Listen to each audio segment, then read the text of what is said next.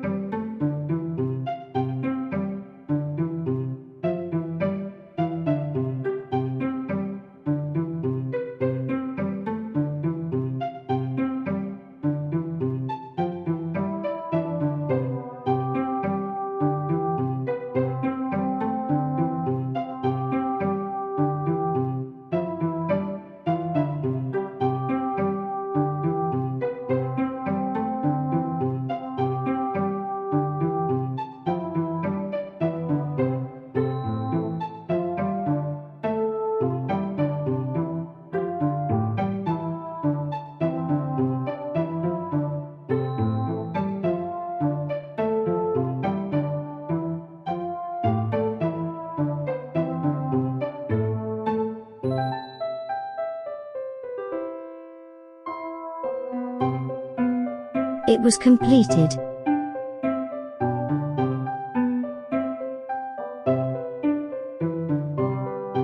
Thank you for watching. Please subscribe.